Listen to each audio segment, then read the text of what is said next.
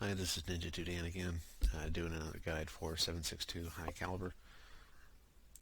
This time we're going to be covering some of the grenades. Generally, grenades are going to be on offensive, defensive, or you're going to have specialty grenades.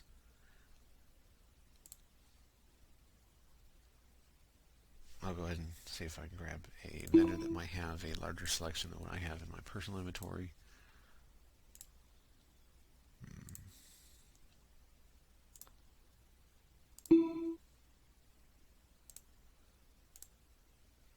So as you can see from this one, this is a good majority of most of the grenades that you'll have available. The merchant does not have the M67 grenades, which we carry. M67 are standard. Uh, most Americans are going to be familiar with these. These are our current use baseball grenades. Standard fragmentation grenade, they're a little bit smaller, and compared to some of the other grenades, they also have a slightly lower weight. There's also several grenade types that are bigger. You notice that these take up 2 slots instead. Most grenades will have fragmentation, the difference being the smoke grenades. As you throw these, it starts to emit a smoke cloud. The smoke is able to block the vision of both your team and the enemy. There is a stun grenade. When this pops, there's a bright flash. I can show you what some of those do. You also have a offensive grenade, which is a concussion grenade. Doesn't really have fragmentation, but it's a loud pop.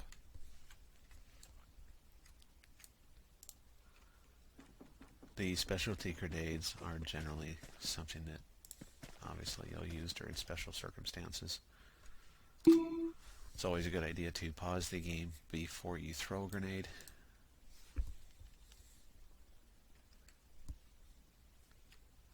And also something that a lot of people prefer to do is to do a quick save before they throw a grenade. The reason being because there's a chance that when you throw the grenade it might not land where you want it to, or the blast might have a different effect than you want. For example, if you're trying to take out somebody in a town, you don't want those fragments to kill or wound civilians or the wrong people.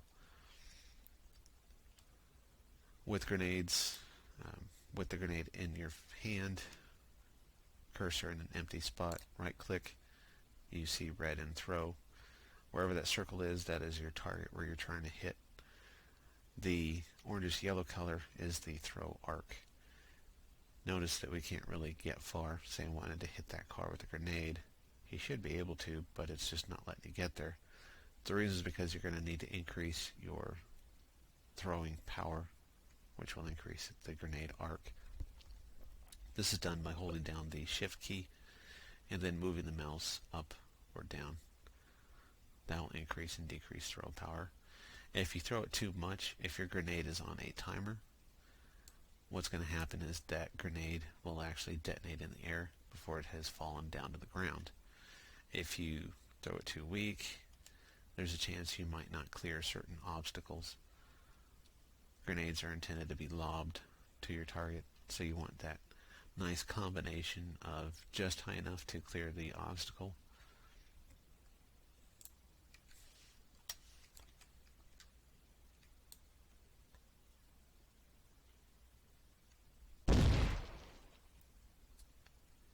So as you can see, there was no fragmentation from that grenade, just a shockwave. That shockwave can kill and wound, but only items within the immediate vicinity of it. Those are great if you're wanting to be able to knock out people without doing collateral damage. The flash grenade, on the other hand, is just like a normal flash. Wherever it goes off, for example, my people that were here, it stunned them, so now their vision is a bit jacked up. The closer that they were to it, the more of a whiteout effect they have. He was far enough away from it. If you're close by to it, you will need to turn away, or else your characters will have that whiteout effect. It can make it almost impossible to hit the enemy that way. far as smoke grenades, again, they're just that. They will put out a plume of smoke.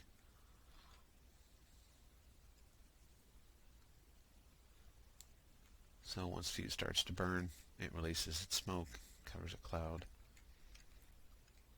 The cloud will last for a predetermined amount of time. One thing to be wary of, while it will generally obscure vision, there are times where the smoke breaks for a second or so as it's kind of drifting and moving around. If there's an enemy unit on the other side of the smoke that either saw you before that you threw it or sees you during those breaks, even though they can't physically see you, they can still shoot it where they think you are. On the other hand, if you are aware of an enemy over there, if you cannot see them right at that moment and you tell your people to target and fire at them, once they lose visual, it has a weird question mark symbol that they can't see it, and then they just randomly shoot in whatever direction. They're not going to shoot at that point.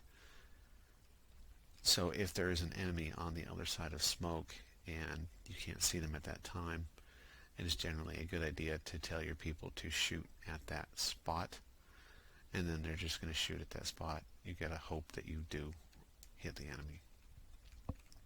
Generally, these are something you're going to use for screening. Say you start your spawn in an area where the enemy can see you already, but you have enough distance that you think you might want to try and run behind cover, get to a new location. You don't want to take fire in the process. You can throw a smoke grenade and use it as a screening effect to cover yourselves while you're moving into a new location. Another thing is, if you're wanting to trick the enemy, you can throw the smokes and put your people in a defensive position to cover the smoke itself, so that as the enemy starts coming through the smoke to approach you, you just light them up or frag them. The enemy will not always attack through the smoke. Sometimes they might try to rush through it.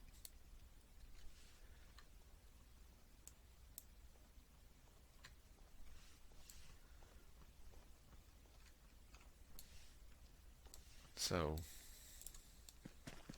before we get into more detailed information on the grenades, probably be a good idea to explain some of the statistics of those grenades.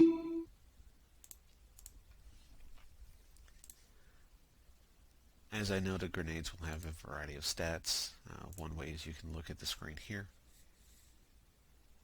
but I'll also go ahead and examine them so you can see the information from here. The primary things you're going to want to look at is how many fragments that it actually has. What is the frag radius?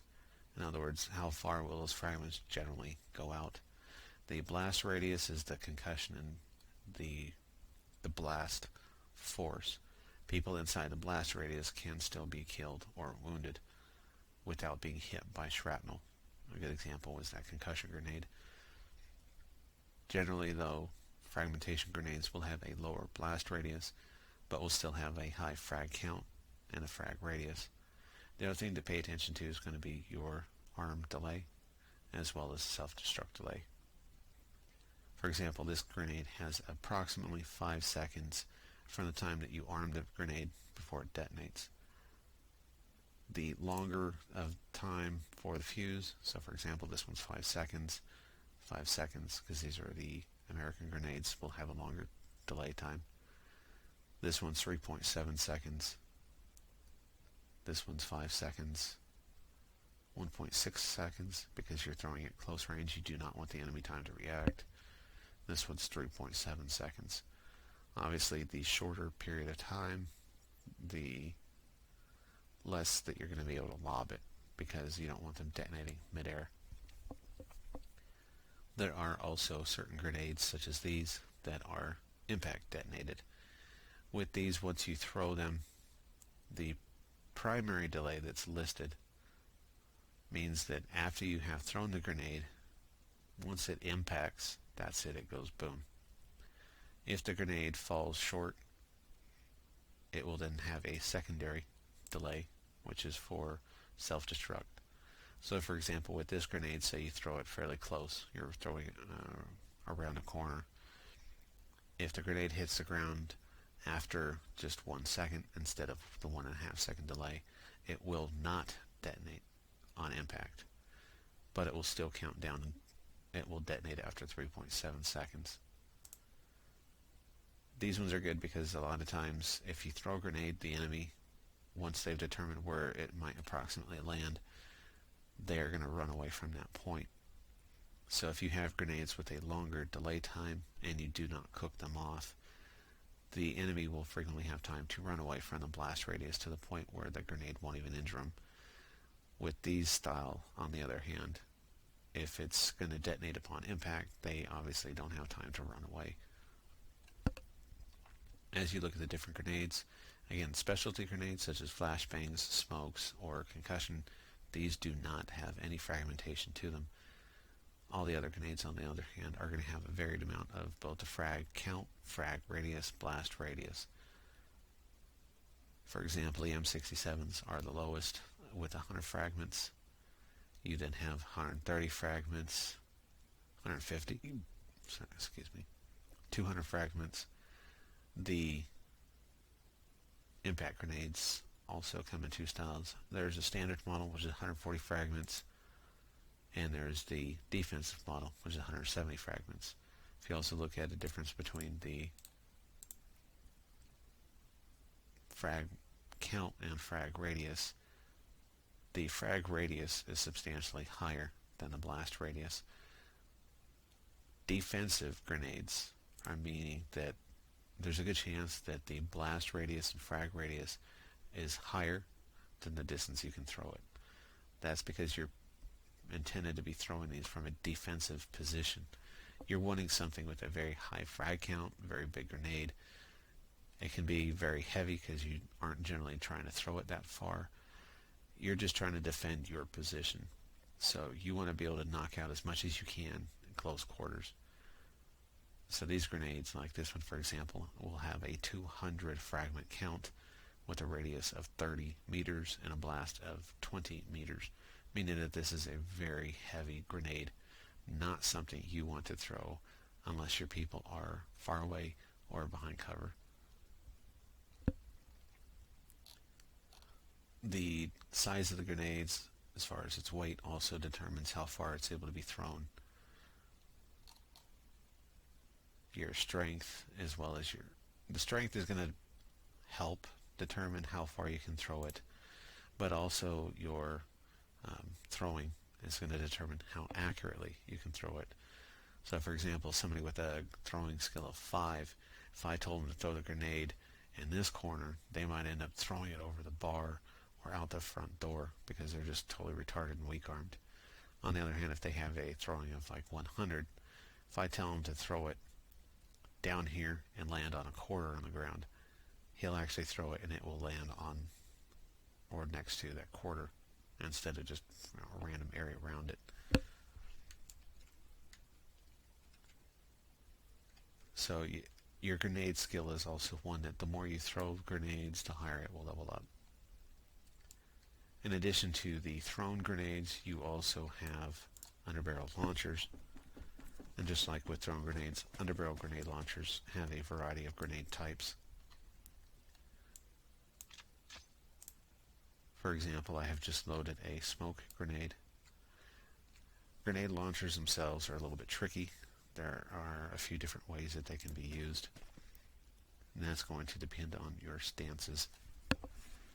While I'll cover stances themselves and firing modes in a different guide, I'll just cover the basics here. Whenever you have a launcher attached, the very bottom of your fire mode will say launcher. That will obviously block the use of optics. You're not going to fire a grenade while you're looking through your ACOG scope unless you want to break your face. But you can still do snap mode or aim mode or hip shot mode. The difference though is if you're doing either of the modes that fire from your shoulder, when you go to fire that weapon, you can see that there is almost no lobbing taking place. This is so you're firing at a particular point. So, for example, here I'm firing at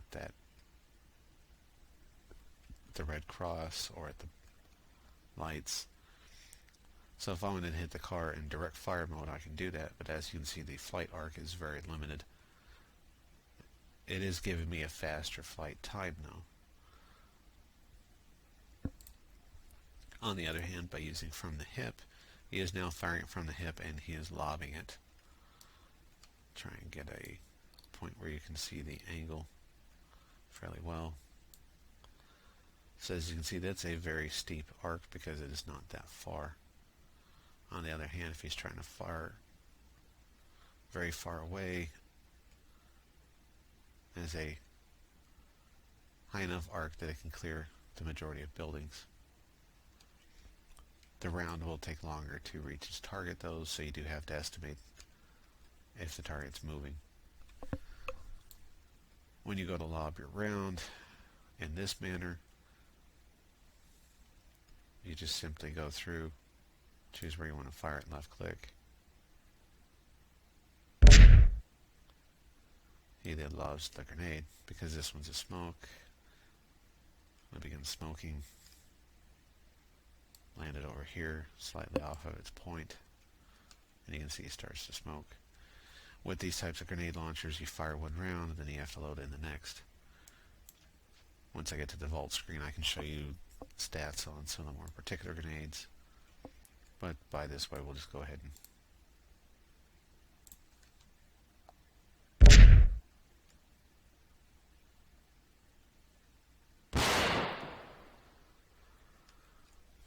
so as you can see from that way, it does take a while for the grenade to actually reach its target. While in snapshot mode, I'm just aiming directly.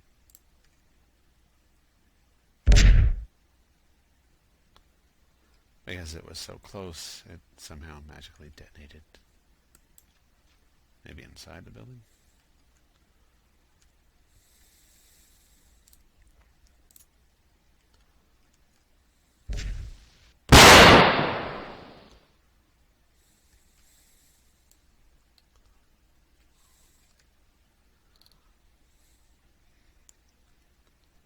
So if you have your target that's in a more direct line, you want to get that round a little bit more precise and add them quicker, you can use that direct fire mode. Generally though, you're going to be wanting to fire them a lot further distance, maybe over obstacles. Good thing is if you're standing on one side of a obstacle barrier and the enemy is down further on the other side, you still have that chance to fire and clear quite a bit of distance as well as obstacles.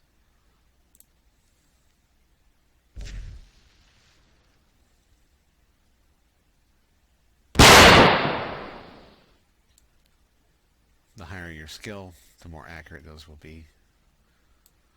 I've had people with low skill that when I've told them to fire at one spot, the rounds landed almost a block away. They're just really picky about that. Heavy weapons does not mean machine guns. Machine guns will use, for the most part, your other weapon stats. Heavy weapons applies to grenade launchers as well as rocket launchers. Unlike your standard hand grenades, rifle grenades from the underbarrel launchers are stored in the ammo. For the American style, you can see that there are the slight differences in the models for this one. For example, the nose cone is slightly larger for the orange portion of it. So these ones have frag count of 90, frag radius of 5 meters, while the 397s have a 140 and 7. You also get into your HEDPs, which are 120 and 8. So whichever style that you choose to go with is just going to be of personal preference. With the Soviet grenades, you have the standard VOG 25, which is a much higher frag count. You can also look at the secondary delay for the VOGs. They can travel a farther distance before they detonate on their own. The 25Ps are an anti-personnel specifically. This means that once they hit, they will actually bounce a few meters off of the ground before they detonate. So they're slightly air bursting at about torso level. The VOG Ts are sort of an oddball mixture between them. I don't really find as many of these. I haven't quite used them as much myself, just because I prefer to have the standards. In addition to the underbarrel launchers, you also have different rocket launchers. For example, you do have the, I guess we could give these to one of our others. You have a generic, which is a disposable and expandable launcher. You have the RPO, which is a reloadable. You also have the RPG. Give a backpack to carry a few of the extra rounds. For the RGO, there are these smaller grenade or rockets. And then for the RPG, you actually need a larger backpack size.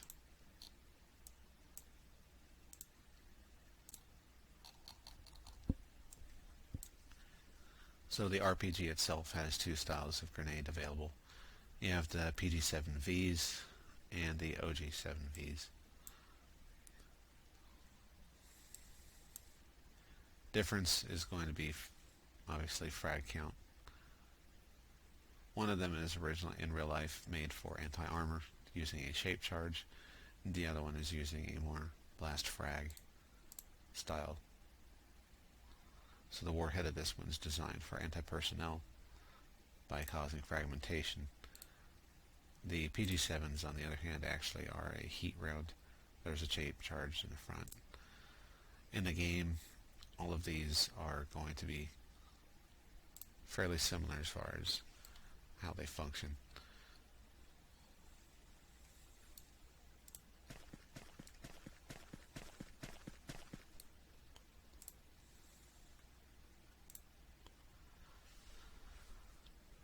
So when you have the rocket launcher ready, with this one it is a reloadable model.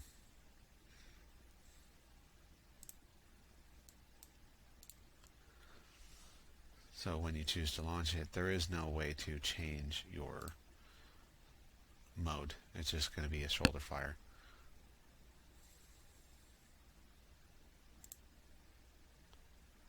So he will prep the weapon, ready it. So you can see he has deployed the shoulder pieces and optics, in which case then you can fire it.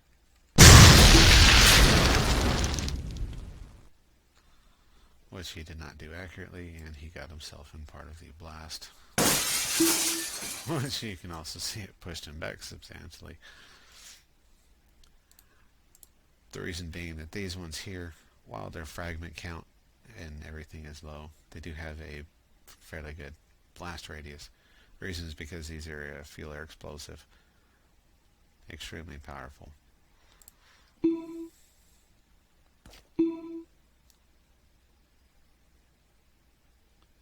It even totaled the car.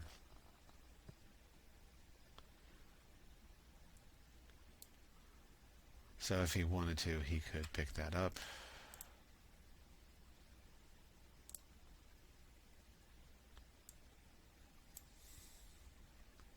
And reload it.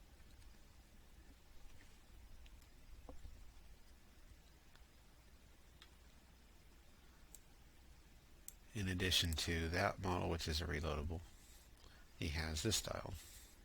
This one must be first extended, just like the US Law 72s. Once extended,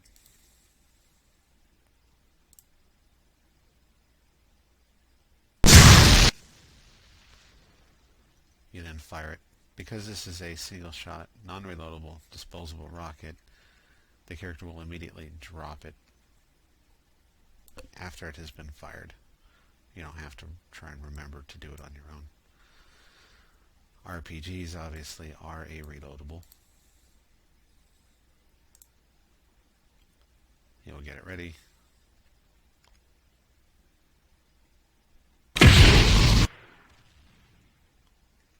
And then fire the rocket. Because we have extra rockets in our pack.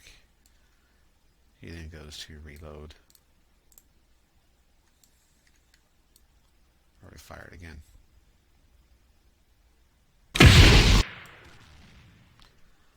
Travel times is not too bad. Blast frag effects aren't too bad. For direct fire, these do have a longer travel range and are more accurate than trying to direct fire an underbarrel launcher. But they're not the most effective. Chances of having a direct engagement with the enemy and having time to actually sit there, aim and fire this at them without other obstacles in the way, in this game it's just not as frequent.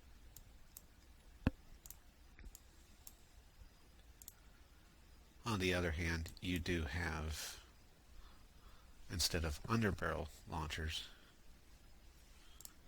you have these, which are multi-launchers. You can have the stocks collapsed or extended. External launchers include some like the M79, which is a single shot. You have a China Lake pump action model. There's a Soviet 4-round model. And then you have the rotary launchers. These hold 6 rounds in a revolver type cylinder. Again, you could direct fire or you can hip fire.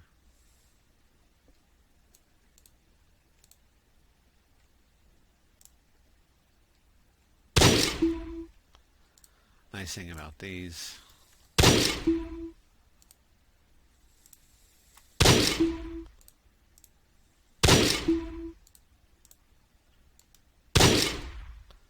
can see, he's just kind of firing in all kinds of random directions.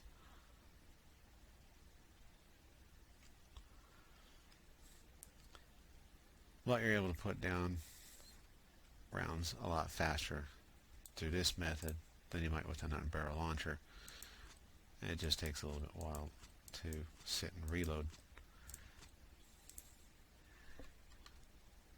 If you wanted to, you can also go through the motions of actually being able to load these with a mixture of rounds. So if you wanted to unload a full volley of these into a group,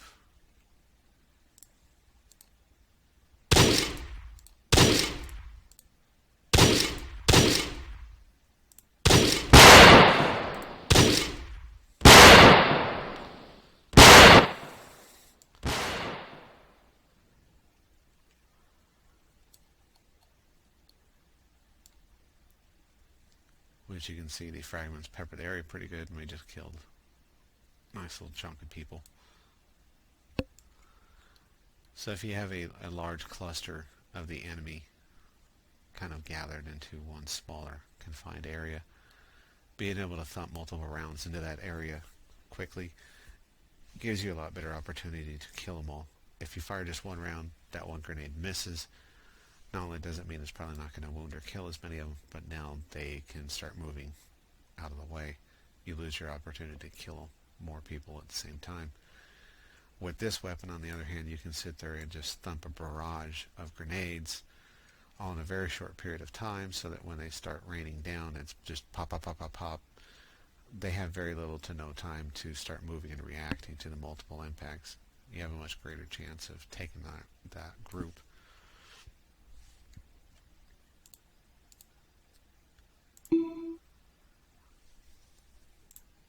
With the underbarrel launchers, eventually at some point you'll also be able to find a version of the rotary launcher that has been modified. The modification on this means instead of firing the Soviet rounds, it is firing the American rounds. As far as underbarrel launchers go, those are part of your accessories. There are a selection of types. For example, for the 40mm US models, this is the standard long barrel M203. The mounting of this is designed to be carried on AR family M16, M4 that are older style. The thick portion of the barrel towards the front of the weapon will be narrowed a little bit in order to accept the attachment here. Unfortunately, this weapon is not compatible with as many weapons. So for example, highlighting the attachment, we can see that oddly enough the G36s are actually able to carry it. Calibre M16A4 models and the little M4 down here. But the majority of other weapons are not able to accept that style of mounting. On the other hand, if you look at one of your launchers that is also 40mm, this one instead has a special rail mount. This can actually be attached to rails. So again, by looking at the weapons standard rail, you can see a lot more weapon types will accept the rail mount of the launcher.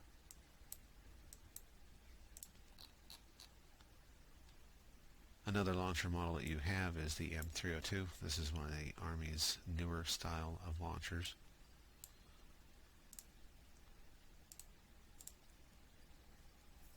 Which instead of being a style where it's loaded forward and then loaded into the breech, this one actually pops open to the side. This was a very nice style that the military has been adopting. The pistol grip makes it a little bit more accurate. This one has a lot better safety. This one has even been designed to be fitted with its own stock assembly to use it independently from having to attach it to the weapon. As you can see, where this model is able to attach, again, is going to be slightly limited. There's also the HK specific, what's called the HK79, similar to the M79, that was designed to be mounted to the HK weapons, G3s, HK33s, things of that nature. This one, on the way that it's configured in this game, does not mount to the G36s. It will only mount to some of the others, such as the 33s and 41s, which are kind of like a 53.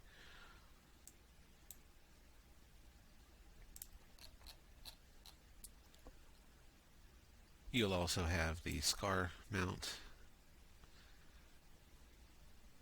and one that is not in here at this time is the GP30, which is the Soviet grenade. Again, all these launchers that I've shown you so far are all US 40mm. And it's just the different weapons that they will attach to varies. So for example, SCAR mount should be obvious. It attaches to the SCAR weapon systems.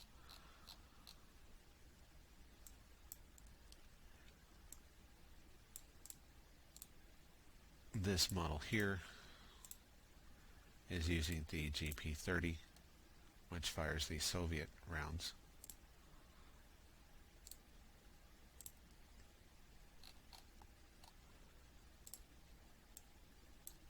This is a specially modified M4 that instead of taking the M203, it will take the GP30. Generally, though, GP30, for obvious reasons, is going to be attachable mostly on Soviet firearms. Because we don't use as many of the Soviet weapon systems, we don't have any spare of the GP30s. You can see we do have one on the RK, but because he's using a rotary launcher, the underbarrel launchers are not quite as popular with my group. In addition to the grenade launchers, you will also have the underbarrel shotguns, one of which is the Master Key. I currently do not have it on my character, but I'm sure it's available on the vendor.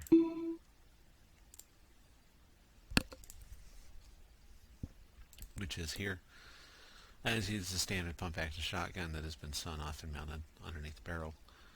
The drawback of this one is it's only 3-round capacity, while at the same time you are able to get the modular shotgun assembly, which has a 5-round detachable. For this game, the magazine's not detachable. That's just not the way the launcher system works in this game. But the fact that it can hold 5 rounds instead of 3, in my opinion, makes it a lot better. Also, the base assembly is about half the weight of the Master Key. So that's something to really look into, which I am a little bit bigger fan of the others.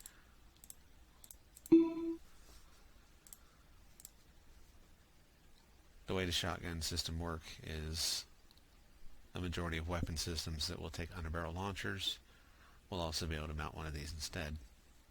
So for example, this model here he has is the 416. It will not take it, but with the M16 it will.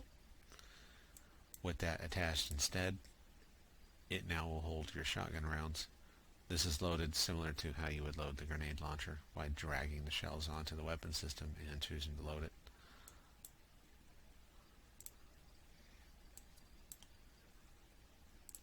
In reality, those underbarrel shotguns are preferable for use as breaching devices. You can have a couple of breaching rounds loaded in. That way you're able to breach doors without having to transition to a backup shotgun designed for that purpose. Makes it a little bit faster when you're doing room clearing. On the other hand, there have been times where I've had different people, such as medics or close quarters. I did not want to have to switch back and forth between your primary and transitioning over to a shotgun. So they're able to mount that shotgun underneath the barrel. While in game, if you do need to use a shotgun for an emergency, like a big nasty enemy came up on you when you're low on magazine capacity, you can switch over to the shotgun and you can chirp off a 12 gauge, blast them. If you don't kill them, at least the shock might be enough to let you dash around a corner to reload your magazine, or you can just continue to pump them full of shotgun shells. That pretty much covers the grenades principle. One of the other differences with the grenades that would probably be a good idea to cover is the principle of cooking rounds.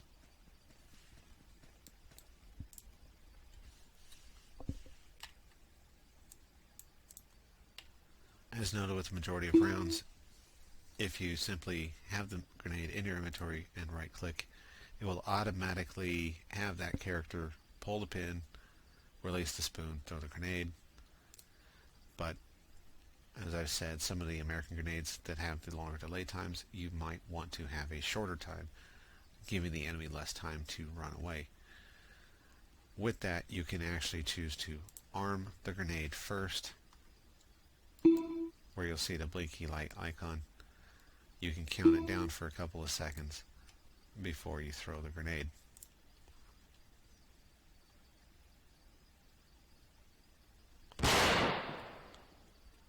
If you're able to time it properly and cook it off, you can actually have them detonating either midair before it touches the ground or at the moment it touches the ground. It does take a bit of practice, trial and error, but if you're somebody that is interested in cooking off those grenades, that's what that arm button will do. You do not need to press arm before throwing every grenade. Doesn't mean you're going to throw it with the pin still inside of it. That is actually a misconception that I personally had for quite a while.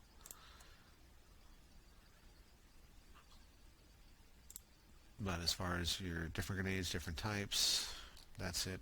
You'll have your own personal opinion on which are better for different circumstances. In the next video, I'll go ahead and cover the use of demolitions and traps.